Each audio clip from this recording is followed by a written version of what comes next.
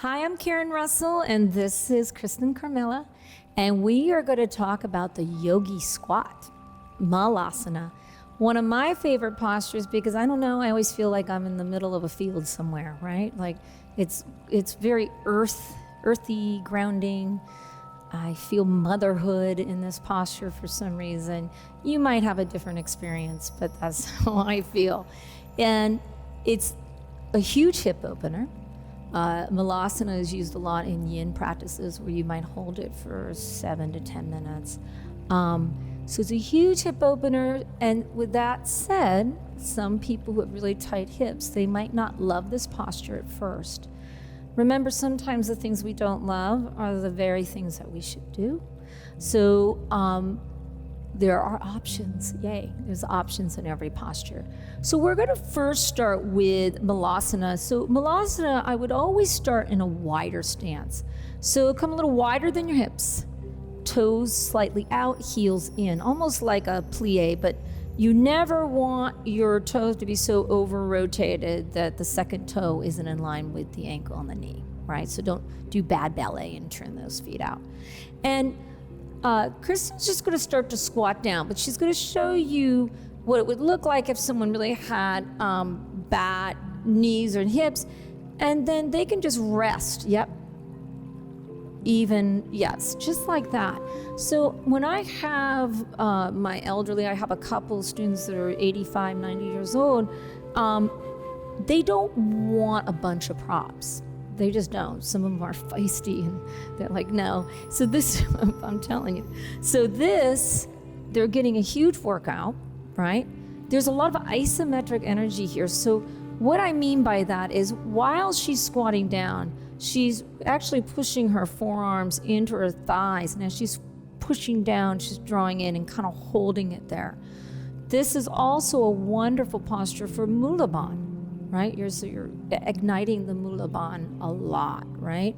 Lifting the pelvic floor so that fine idea of surrender and effort is happening, right? So you want to relax into it, but you also want to draw up into it too. So this is one way of doing Malasana. If you feel like you can't go all the way down because you have bad knees or your hips are hurting, slowly do this every day, and then you will start to open up your hips. Now, what if you're almost there? So she's going to go a little further in her Malasana, and she'll use a block. And if you're at home, you can use a pillow or a bolster or a block. Don't put it on the high. So if you feel, that's a great point. I'm glad you brought that up. If you ever feel like you need more space, don't ever sit on a block on the high end in this because you could fall off it. I'd rather you just stay in the squat.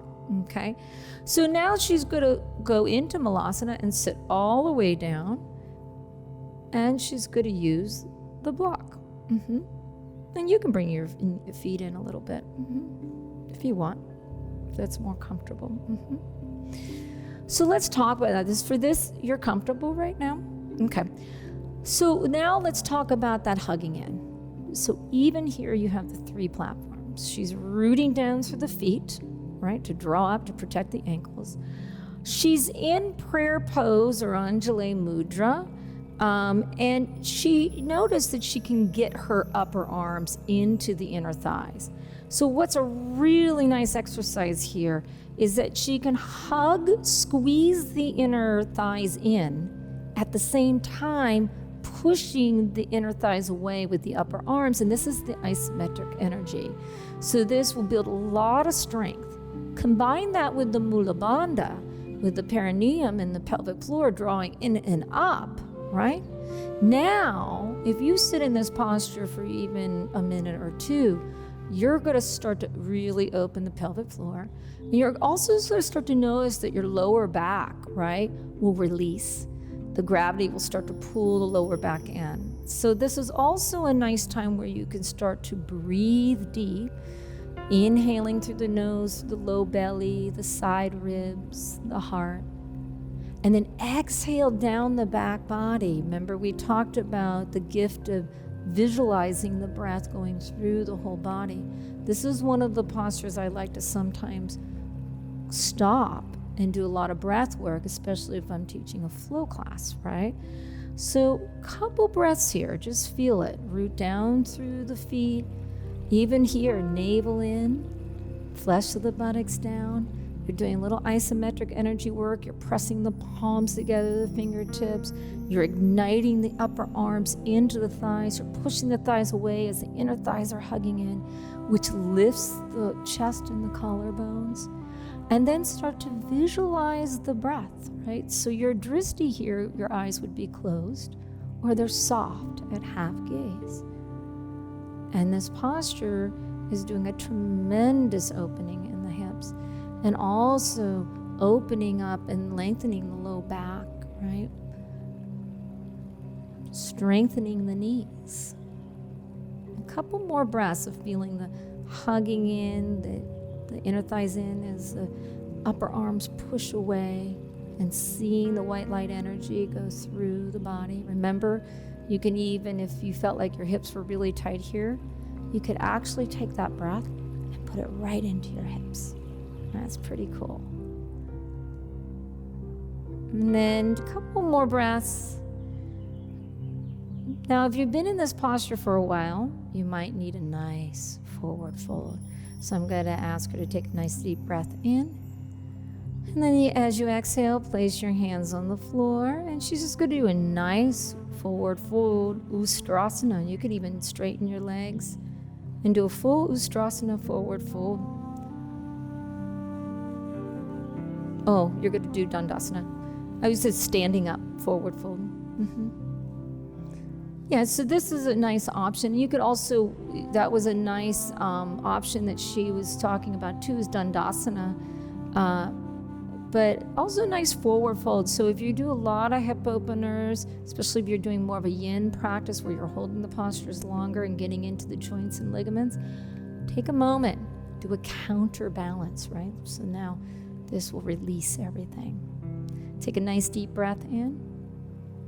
And as you exhale, why don't you roll up ragdoll?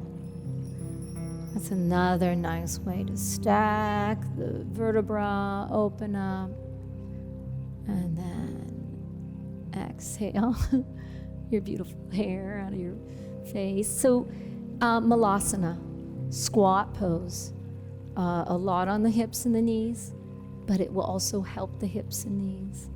You have options. You can do half squat and just stay there. You can sit on a bolster, a blanket, a pillow. We had a block today just to show you that you can sit on something, right? And really practice the isometric energy in this posture, because this is a perfect posture that you can do that, right? Also ignite the Mulaban, right? And the drishti soft, so you can really work on breath work. So Malasana, yogi squat.